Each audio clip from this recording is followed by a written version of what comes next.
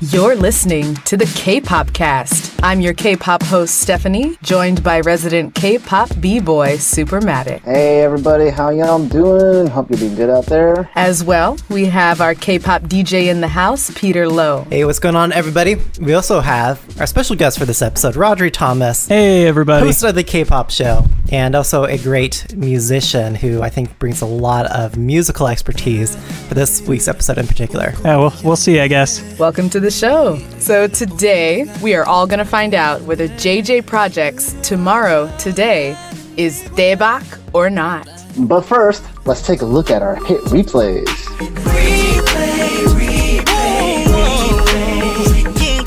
So what's making you hit replay this week, Supermatic? Unexpectedly, I ended up choosing Monsta X's Newton. It's a simple and melodic pop song from normally a not-so-poppy group, but yet it fits right into the mold of these upbeat summer singles that we've been hearing so far this year, and especially this season. It's something fun and different from what you would expect from Monsta X, and I think because of how simple it is, it could hold up very well in the long run. So definitely highly recommend that. Give it a listen if you haven't already.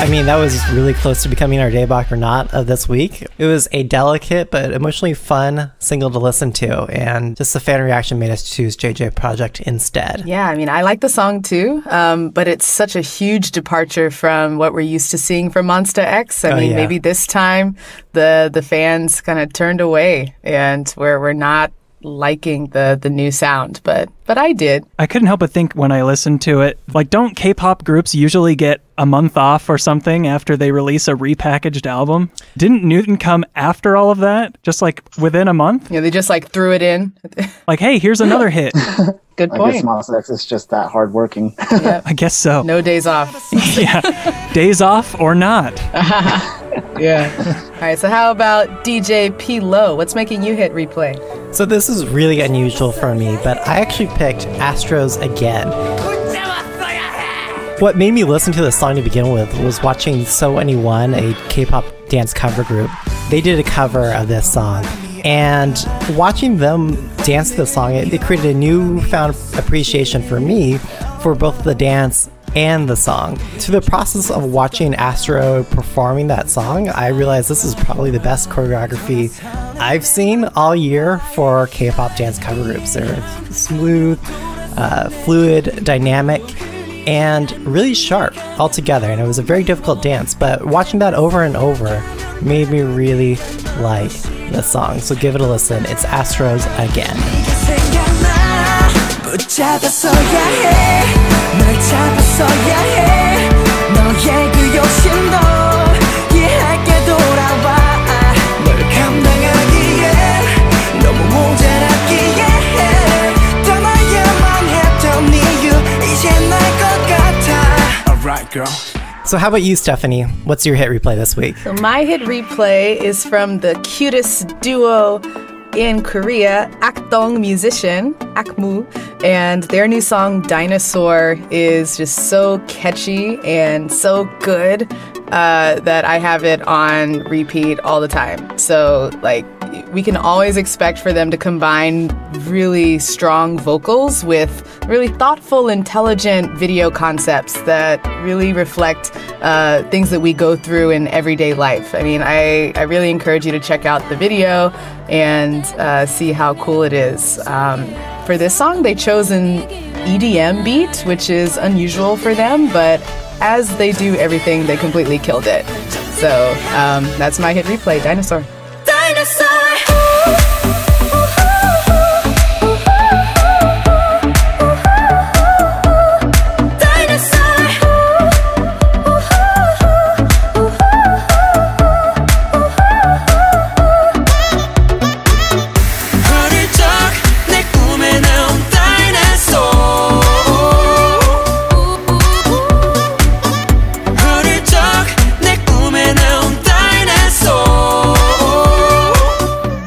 is it has dinosaurs. Like, what more reason do you need? Come on. Whenever I play this song for people, the first thing everybody says is, did they just say dinosaur? And then they laugh. And I'm like, you're missing the greatness that is this song. Right. Story of every K-pop intro gone wrong. I know. It's like K-pop people just fandom laugh. problems. Yeah. So I'm like half happy they said dinosaur because it's like cool and different. But then I realized as I showed it to people that what it is so different that people that don't get K-pop don't get it. Yeah. So that made me sad because I love this song too. I realized the other day, what's her name in AKMU? Sohyun. Sohyun? Oh yeah, that's her name. Okay. What's his name is going to go off to the military. And so we're going to eventually be getting, hopefully, this is my hope anyway, some single or solo stuff from her. I love her voice. I cannot wait for that. I mean, I'll miss what's his bucket, but to hear more of her voice by itself, I think would be a very good thing. Her voice really carries the group. Absolutely agree, Rhodri. I mean, I also say what's his face, but I'm sure he contributes plenty in terms of the composition. They don't have stage names. Yeah. Dang. Right, but Dang, no love for Jungkook, the brother of the group. I love you, Jungkook. But yeah, she definitely carries it. All right, so without further ado, let's dive right into our 대박 or not sequence for JJ Project Tomorrow Today. 오늘도 답을 잘 모르는 질문에 끝없이 답을 해 자신이 없는데 이길까 저길일까 내 선택들이 점점 두려워져 늘어난 또 다음 선택 앞에 가본 적 없는 길과 길 사이에서 어떻게 내 길을 찾을지 두렵지 하루하루 가는 게. So let's kick it off with Matt doing his thing, telling us what happens in the video. Well, we've got, of course, JJ themselves, which is Jin Young and J-Bum, or JB. Oh, I got sevens out there. We see them working on puzzles together. We see them reading books. We see them traveling roads. So kind of like a family home video. But then at the end, we're left with some questions because it seems like these two closer than brothers friends are separating. And like, what? What happened? Yeah. So they go through this path together, right? They're on this road, this journey together, and at the end of the music video, they separate. The visuals were very interesting. I mean, right off, we all look at it, and Matt, you mentioned it. It's like a family home video because of the resolution and the blurriness. It's like a 90s video, right? In terms of, how sharp it is. And also the aspect ratio or resolution. It's more that square rather than that rectangle. And I don't know if they were trying to say something with that throwback look or feel. But I mean, what else could they be saying with that? I mean, I don't think it goes too deep. I think they're just trying to get us into the mindset of nostalgia and looking back on the past and on decisions that we've made in our own lives. I think that's all it is. But it's a creative way to do it. Yeah. I mean, Stephanie, as you know, I don't think it's that deep. And maybe that's my problem in this music video. I kept trying to go deeper, and after trying to go deeper each time, I'm like, you know what? Maybe there really isn't anything here. Maybe it's just trying to show that it's just general feeling that they're alluding to in the lyrics and what they're trying to show in the basic imagery, which is, you're not certain what's going to come next from the decisions that you make today. If I'm interpreting what you're saying right, there's all these fan theories about Jin Young and being part of the Flight Log trilogy and all this. Right. So you're saying it's just that one message of hey, life is hard, decisions are hard, and I don't know where I'm going to be tomorrow. I think so. I mean, because I'm with you. I'm totally with you on that. Because I think this video is about that, and I love the video, and I love the song, and I love the whole concept, because I mean, I feel that. I'm very young, and I'm going through life, and I don't know where I'm going to be. So, I mean, I love this, but I don't think it goes a whole lot deeper than that either. Yeah. But hey, maybe I'll be convinced otherwise.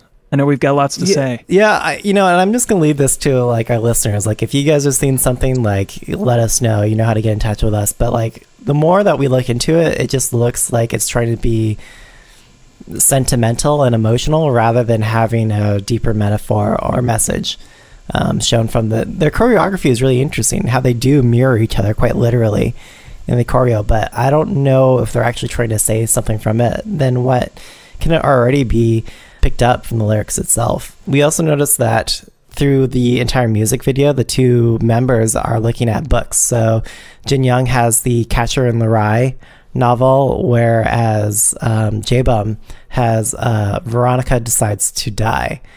Two different stories, but both confronting this similar concept of, well, how do you confront adulthood? How do you come of age? How do you lose your innocence? And how do you carve your own path? And the two novels do it in different ways, and they confront slightly different sub-themes. Something interesting I noticed from both novels is that they both have kind of a controversial ending in that people can't decide whether there was a character arc or whether the characters didn't actually change. Because in the end, Veronica basically decides to commit suicide and fails, but ends up at a mental institution. And so the story kind of confronts what is madness and what is like when you're crazy. Yeah. We don't know if Veronica tried to commit suicide because she's crazy or because she was sane.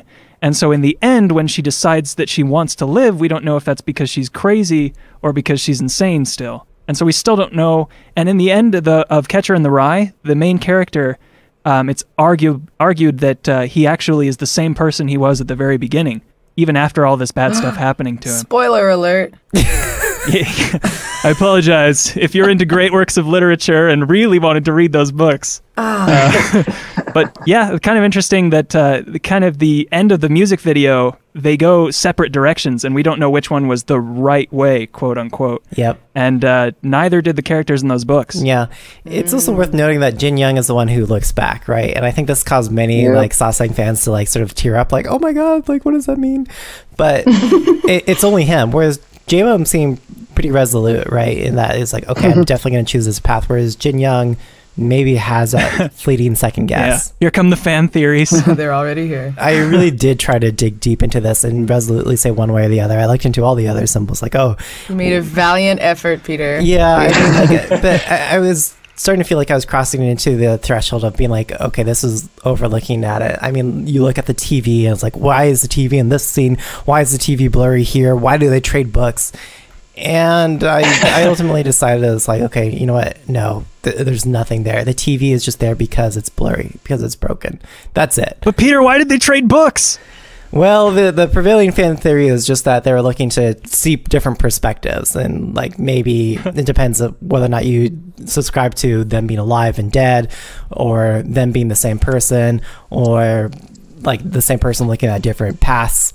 Well, I think to there's take no the conspiracy theory to the next level, J-Bum is the one with the suicide book or the deciding to live book, and he kind of nudges Jin Young like, hey, consider this. Consider living. Ooh.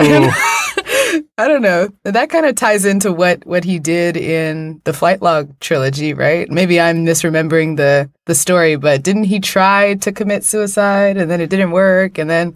Well, this is only if you subscribe to our analysis. I totally subscribe wholheartedly to your theory. Okay, and Stephanie's referring to a throwback episode where we went way too deep and way too long, where we analyzed the GOT7 Flight Log trilogy. But in that, I think we actually said it was Jin Young who was the one who was like the last surviving member of the GOT7 group, and he was, deciding what he wanted to do.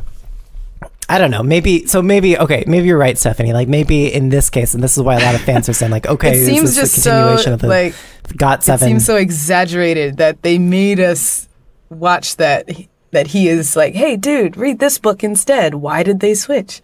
Yeah. There's got to be some reason there. Good. For those who do subscribe to the theory of this being connected to the Flight Log trilogy, which I could see, there are some connections to be made there, because I'm remembering that in the Never Ever MV, we can kind of deduce that J-Bum was the one who crashed the car off the bridge that Jin Young had to be rescued from. Yeah, that's right. And if you go back one music video further to Hard Carry, Jin Young is seen with all like the white backgrounds with the bird cage and like the trees are alive, whereas JB is the one represented by surrounded by all the dead trees. So it's kind of like, again, JB being death and Jin Young being life. I'm getting chills, you guys. It's totally real. Oh no, it's true. It's true. Matt, I think cannot it's believe you plausible. have all of this in your head all the time. Well, part of it is me being an I Got 7, so It's your duty to remember everything. for the fandoms that I am a part of, I am a fan. Just saying. All these different like fan theories that we're hearing around this single are all plausible, honestly. But overall, the main theme is coming of age and loss of innocence and confronting difficult decisions, right? It's adulting 101. Agreed. And it's like, what do you do after high school graduation? I think that's really what this song was for. Did they just graduate high school, by the way? Oh, I have no idea. I mean, these guys are so They're a young. little older than that, right? Yeah, Right? I mean, I would assume so, but you never know with K-pop stars. What kind of time do they have to go to high school anyway? Yeah. I don't know. That's true. So I mean, I don't know. That's the main message, and I think it seems to be working for the fan reaction, because this is what fans themselves are probably going through right now. This is probably why they released the song this summer. It's that drift right before you go into adulting or college that you're trying to figure So out true. what you do. I think Us thematically, it's- working adults have forgotten what summer symbolizes. yeah, us adults forgot. We don't. It's summer, and we don't have that moment of thinking, what should we do this? What should we do next year? Yeah. No, we're still working. Yeah, Where should I go to college? yeah, College. Which college should I go to? Yeah. yeah. Oh man. So I think Youngins. it goes in line with when we reviewed Red Velvet's Red Flavor. I mean, it's a very similar theme presented in a more emotional, heartfelt way. True. And I just want to maybe finish off the concept piece. I took a look at the comments. So this is a really popular video, and it's has it hit 2 million yet? Yeah, it's over 2 million. Yeah, it's over 2 million, and so I totally expected to see comments about let's get it to 3 million. Here's where they are in the ranking. Numbers, metrics. But no, actually, the comments were these really tender, poignant reflections on what each individual person is going through and how they're relating to the song. And I just thought that was really cute and shows that the music video touched the fans on this other level. That's cool. I didn't notice that. Yeah. You know, one of the comments actually on that point, Stephanie, one of the commenters was a woman who was in the stage of finalizing her thesis. So I think she's completing her master's or her PhD or something. And she was looking where to move next with her husband, and suddenly discovering that she's pregnant. And this was that song for her that she wrote in the comments. That's this feeling of uncertainty and figuring out life's next steps. So, I mean, clearly this song and this theme related to a lot of different people in different ways. And it's not providing any sort of clear instruction in terms of what this symbolizes or what this means. It's just, I think, more focusing on that feeling that you get, trying to figure out what's next. The music video didn't show any of the dancing, and it really didn't need to, because it was trying to really focus on just that feeling and the way that the two characters were sort of conflicted in terms of which path they take. When you see the live performances, it was very provocative. Again, Jin Young and J-Bum wearing their white and their black, and them very directly mirroring each other or shadowing each other. One piece of the choreography that stood out to me, in addition to all the mirroring and touching and skin touching that they had, Fan service. Yeah, fan service, female fan service there, was where they actually walk backwards. Yeah. And that's a very unusual dance move that you would have in pop music. Why were they walking backwards? I think it was clearly trying to say something, and maybe it's trying to like retrace your steps, trying to think back into something or to recall something. I don't know. And that, I mean, probably it probably represents wishing that you could turn back time and go down the other path in the fork in the road. I remembered that specific move more than any other. Well, they do talk about turning back time in the lyrics, so that definitely makes sense. Well, it's funny because first I checked out the live performance that you linked to our chat, Peter, and Yeah, I mean, it definitely is provocative. It gets you thinking because you're watching these guys, and not just Jin-young and JB, but also with the backup dancers too. Like, they played an important part. There's one part where Jin-young and JB are like kind of far away from their chairs, and they're trying to like walk back to their chairs, but also at the same time it's kind of like they're walking towards each other, but they have to dodge the backup dancers left and right. I felt like that kind of was like representative of like this struggle of trying to get back to what you once had and what you want to have again. There's like another part where there's like the wall of backup dancers that's separating them, and then I think it's Jin Young who's like, he's almost kind of like punching at the wall, being like trying to break it down because like, give me back my friend, stuff like that.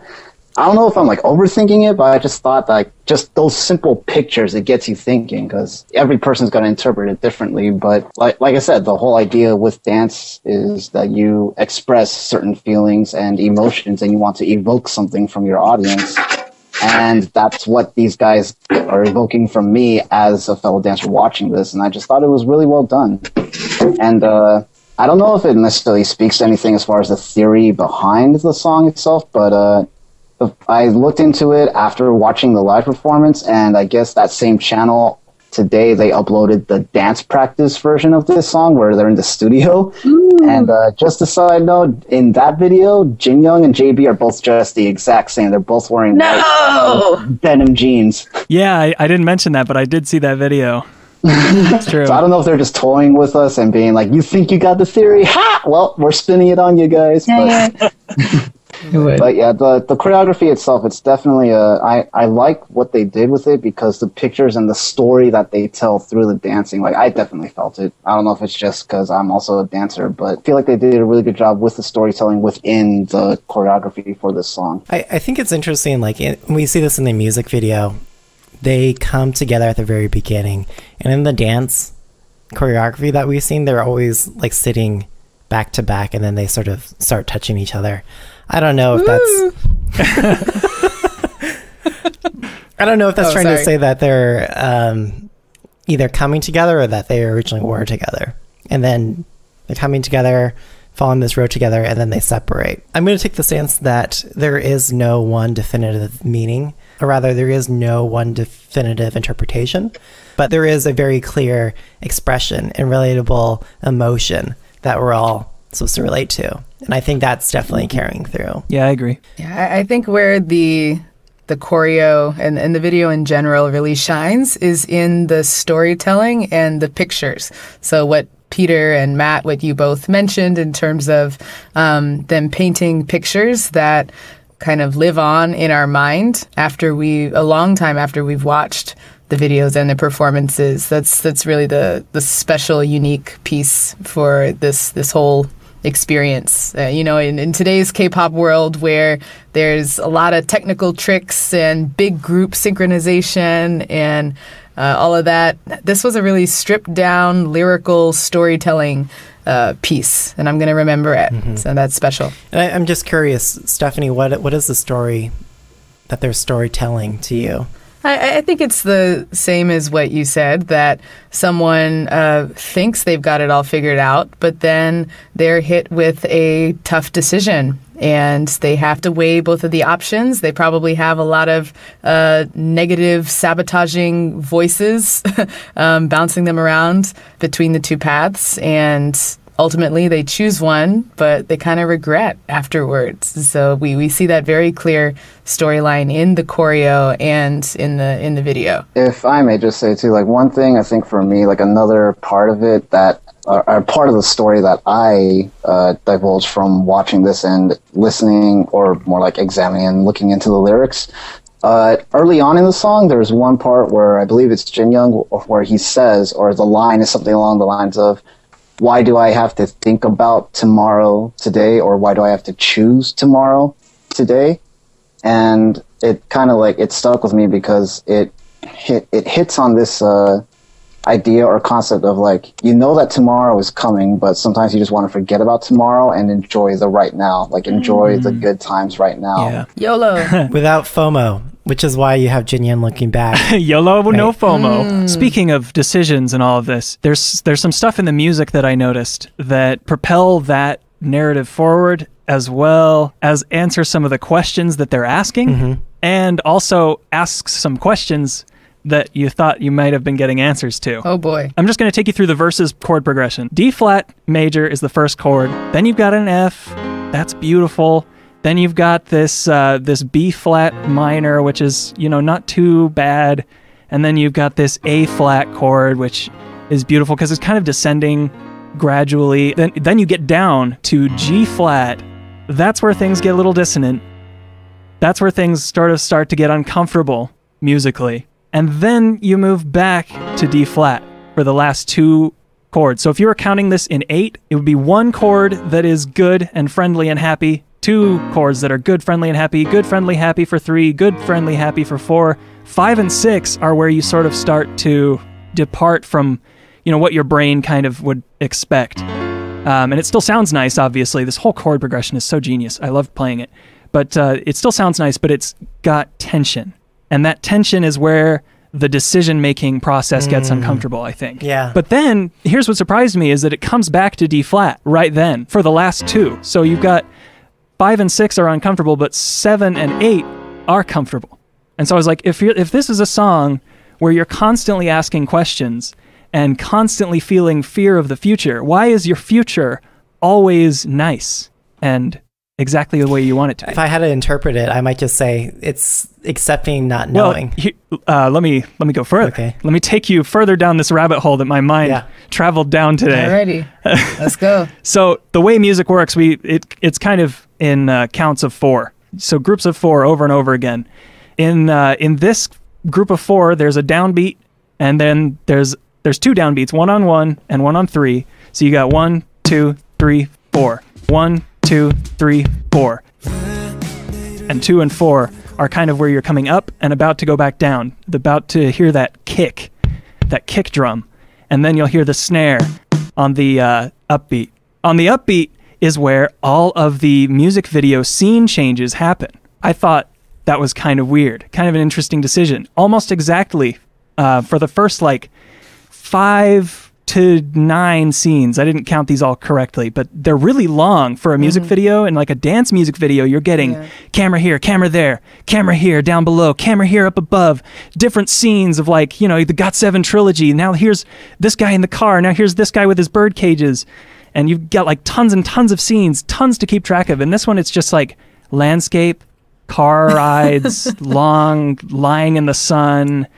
There's not a lot of camera changes, but they do almost always happen on the upbeat and never happen on the downbeat, except for in 4 spots.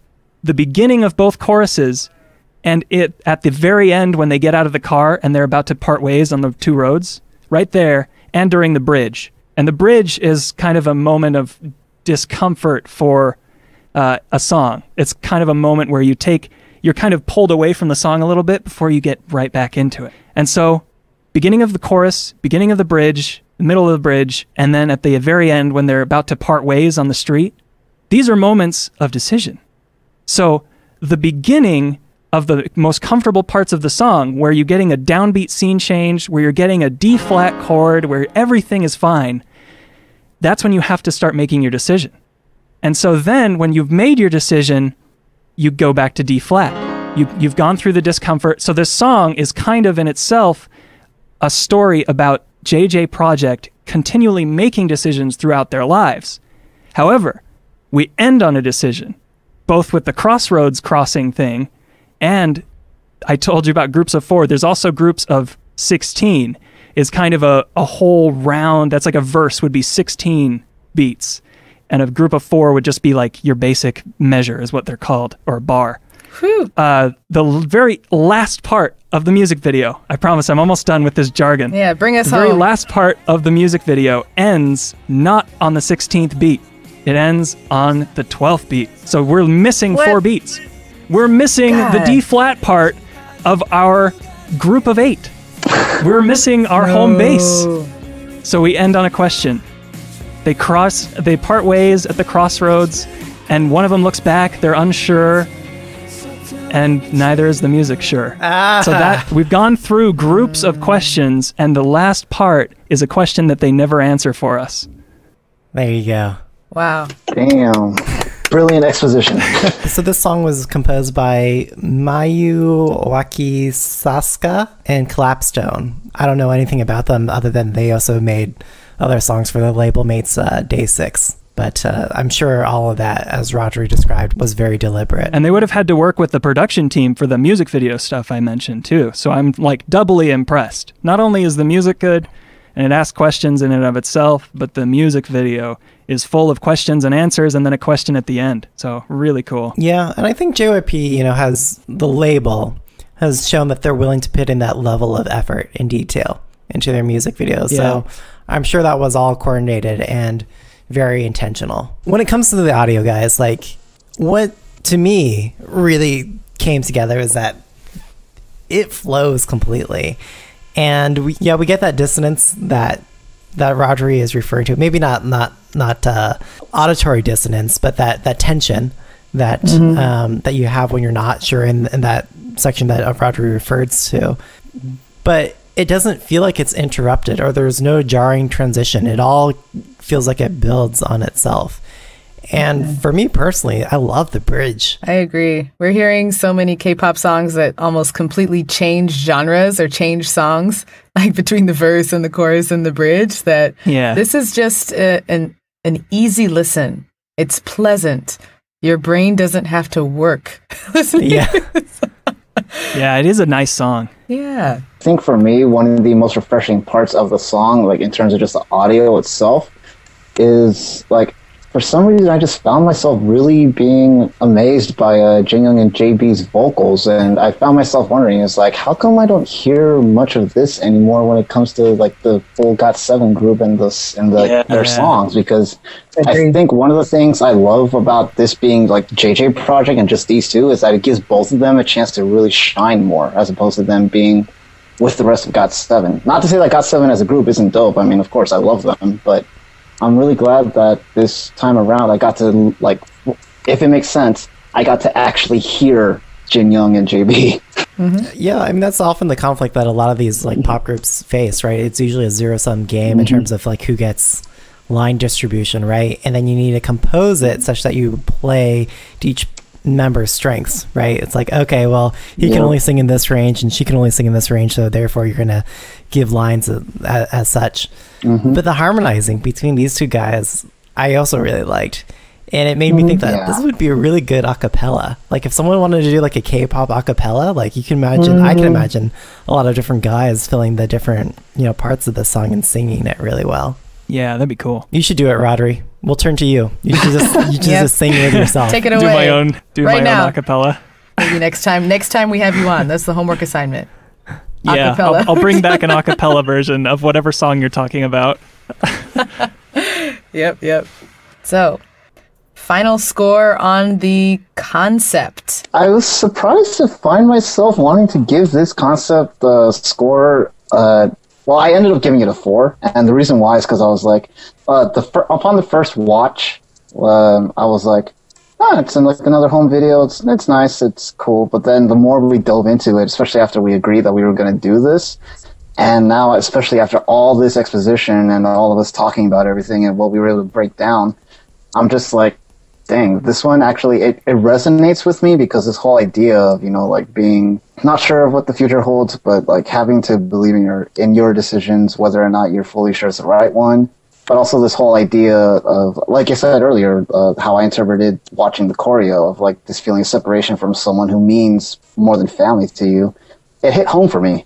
And because of that, and because of the connection I feel to it with what these two did, I gave it a 4. Ooh, nice. How about Elo? I guess I'd give it a 3.8. It's up there. It's pretty good. The strength of this concept is that it's so relatable to different people in different ways. I think we're each taking a different part of this. Sure, maybe it's that overarching theme of that uncertainty and trying to replay, but it relates to us in very personalized ways. So I thought they delivered on that. Although these guys are perpetually stoic in the music video.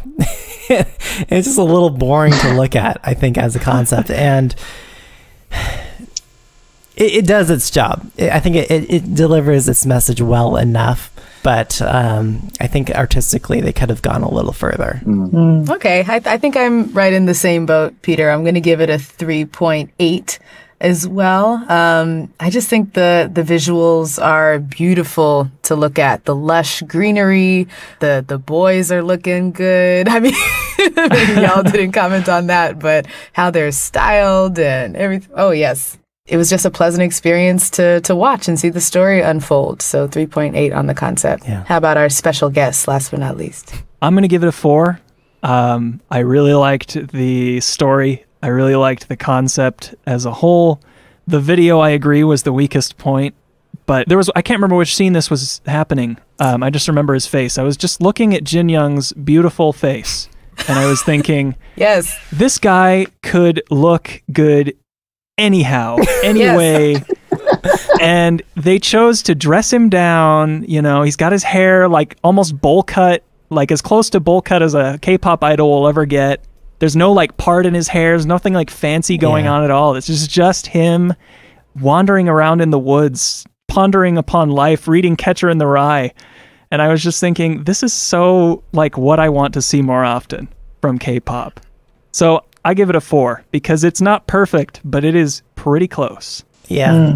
Yeah, and I totally agree, Rhodri. Like, this is a story and a theme that I think we need more of in K-pop, especially for all these kids who are in between school and college, and maybe college in real life. Kids need more of this learning stuff. Reading Catcher in the Rye. Oh man, what a cliche. I mean, not that that's a bad thing, but I just think it's just funny when we refer to the youth, the young and seasoned. The youth. Yeah. Well, one last note on the style. When I saw this video, it reminded me immediately of the Reply K-drama series. I don't know if you watch K-drama at all, but Reply 1994, even 97, had that same feel, and the fashion was the same, particularly in 94. So for those fans out there, there's a connection. Okay, the audio guys. Stephanie, I'll punch it your way first. Audio for me was, like I said, pleasant, easy listening. I'm going to give it 3.5. I'll keep it in rotation for a bit, but it's not my usual bass, dirty trap. I'll probably have it in there for just a little bit, but I like it enough. 3.5. What to you would be the this is a tangent, I apologize. No, go for it. Real quick, I'm just curious, what to you would be the perfect K-pop song? Or like one of them? Like something that you listened to recently that was definitely a 5 audio. A 5? I've never rated anything a 5. I don't know if any of you guys have either. That's just not something we do here. Okay, so forgive me. It's a mythical. It's treading on new ground. I don't know. Like, well, one of my favorite K-pop songs is "To Anyone, I Am the Best," or okay. Come Back Home. Question. Like, those two are really up there for me, and I would enjoy them years from now. Rhodri, I think you already know my favorite. I think maybe it's a favorite shared among a few of us, but it's BTS's Spring Day, right? And oh, really? Song, I didn't know that. You seemed a little hesitant, if I remember correctly, to like grant it your love. Oh, I was hesitant because it wasn't a dirty electro ratchet beat. But because I don't like non-ballads generally. It's not, if like, you know, when you go like into like, you know, Spotify or iTunes or Google All Access or Google Music, and you like, what genre do you want to play? It's like, I go for dirty electric like ratchet beat first, rather than like, I want to listen to ballads today. Not at all. Like, if it weren't for this show, I wouldn't like give this song a second look. But that said, like, I looked at this today, and you know, I was driving through rush hour traffic to record the show with you guys today. I was listening to it on repeat, and I was thinking, this is my BTS Spring Day. This is a really great song, and I don't like this as a genre, but it spoke to me, especially as a song lyrically. I think they made it so relatable, and you hear that in the music, and as Rhodri technically broke it out, I mean, they composed it that way by design. Yeah. So it's right up there. I think where it just falls short is that it doesn't bring that eloquence that Spring Day had in terms of the sophistication of the message. But that's what, at the same time, that's what makes it so relatable to everyone, no matter where you come from. But for me personally, I have to ding it for that. And as a song, I'm going to give it a 4.2. So it's pretty good. 4.2. Yeah. Ding it. Yeah. But it's great. Like I listen to it all the way through. Like it's one that commands my attention from beginning to end. It continues to go. And the bridge of the song actually really stood out to me, just the way they transition. And it's that moment where you're making a decision. It's right where you're about to make a decision that I feel like I'm in that moment in the bridge of the song. But the verses are great. The chorus is great. The pre-chorus is great. I mean, every part of the song is great to me. So that's why I rate it so highly. I will pass it your way next, Rhodri. How did you rate this song? Probably, I never feel the same way about a song a week from when it's released, and it hasn't been that long yet. But for now, I want to say 4 is probably where I'll end up, because I love it. I'm like you. I'm listening to it the whole way through. I will start the album from there.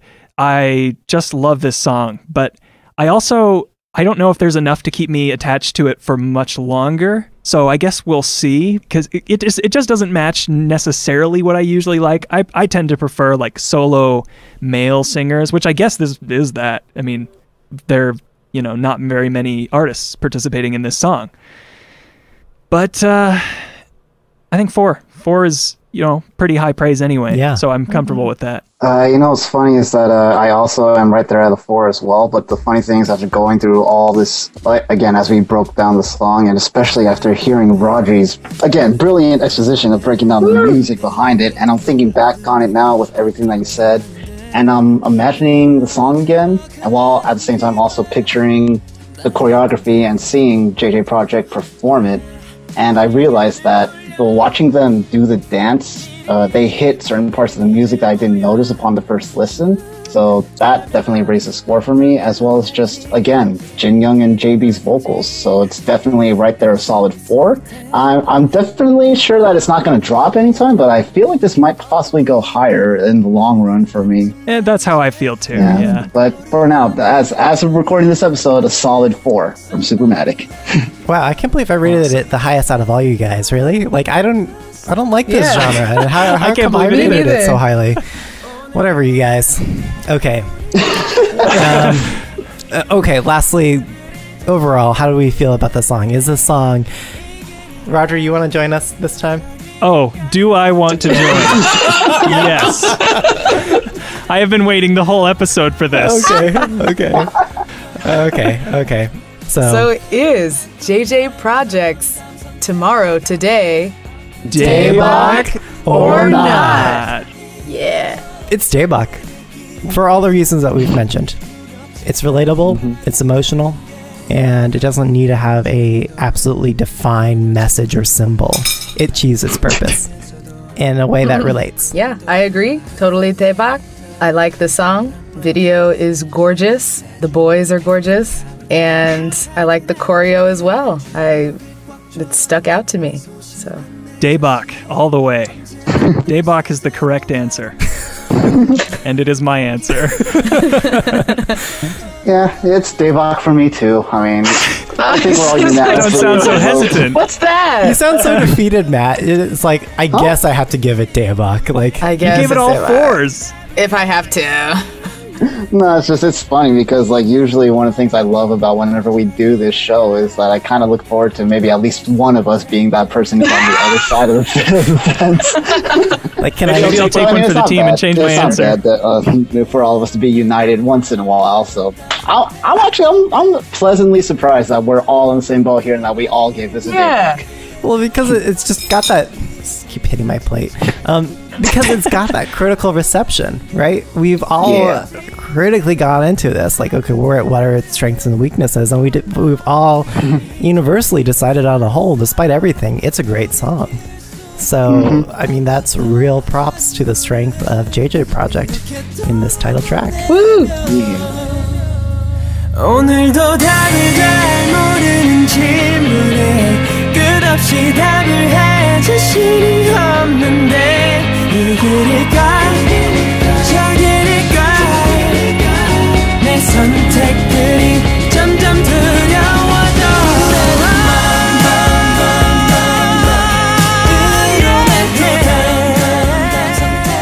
Okay, well, that's it for this episode of the Kpopcast. We had some listener feedback from this last episode. As you heard, we also grabbed Jenny.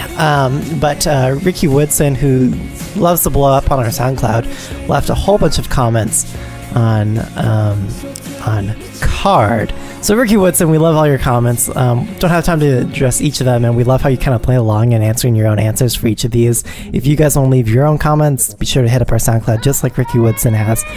But one comment that I want to call out by him is that he hasn't listened to the song enough to say if he really loves Card's Ola Ola, but he will say that J-Stuff really stood out for him. Even though he only has eyes for BM, so he generally ignores the others. But in this case, both J-Stuff and BM really stood out with Card's Ola Ola. On our Facebook, Taylor Lamb also commented, just listen to the podcast and I definitely agree with most of the points of Card having too many tropical house sounding songs. Honestly, I definitely think their two songs that aren't singles on Ola Ola's mini album are probably their strongest songs. But it does seem like they are getting pushed into a more EDM heavy K-pop style. Ola Ola is a fun song. I just wasn't that impressed. And I think we all probably agree with what Taylor is saying regarding Ola Ola's song. My favorite song off of Card's last mini album was their last song, Living Good. Yeah. Okay. Well, you guys know where to get in touch with us. We've listed a few of the different ways our listeners have gotten in touch with us, on our Facebook, on our SoundCloud. I think maybe the best way, keep feedback short, is on Twitter. Dang. And I'm at DJ Peter Lowe. Rhodri, where can people find you? It's just my name twice, at Rhodri. Or, well, I guess I haven't really posted anything on the K-pop show page in a while on Facebook. But eventually that will begin again, so you can like us there if you feel so inclined. In the meantime, I give my full endorsement to the Kpopcast, the great podcast. Hey. And where can people find you online, Stephanie? They can find me on Twitter at sparker2. You can find me on Twitter at Supermatic, SOUPERMATIC. Feel free to hit me and all of us up. And don't forget, you can also reach us at the Kpopcast on Twitter. Okay. Yeep. So rate, review, subscribe, all those things. Tell your friends. Tell your friends to listen to K-pop as a podcast. You can listen to it on the go. For sure. I listen to it while I do my dishes or while I'm driving. So pro tips. Pro tips from a real podcast listener. Yeah. Also great, yeah. Folding laundry, winner. Yeah. That's another good one. We look forward to us reviewing next episode. Yeah, what's on tap? Girls' Generation's 10th anniversary comeback. Oh, snap. Oh, of course. They're doing a double release, holiday night and all night. Oh, yes, holiday night. Excited, Peter? I am so looking forward to reviewing Girls' Generation. Wait, do you not like Girls' Generation? I don't know. It's just, this doesn't feel like a real solid single from GG, Like, it's not it's not the same production value that we've been getting from all their different solo acts lately. So I think each individually they've been doing great work, but we haven't seen something great from the group as a whole since Lionheart or Party, or You Think, or that era, that phase of promotions. My Girls' Generation love begins and probably ends also, unfortunately, with Run Devil Run. That was a great song, and they haven't had a whole lot of great songs since. I think I'm kind of in your boat. I honestly thought that they disbanded already. Like, after the Jessica thing, I was like, all right, they're done. And so I kind of killed them off in my mind already. I've been saying... So I'm not that excited. They are. I've been saying next on the for chopping years block from the 08-09 wave. I mean, it's them and Brown Eyed Girls who need to get on with their lives. Brown Eyed Girls. Yeah, and don't. Sorry, this is gonna be like misinterpreted. Like, I love these groups, but it's like this is the end of this era. Yeah, coming up on 10 years. Wow. Okay. Well, stay tuned then. All right. Good night, everybody. Yep. See you later.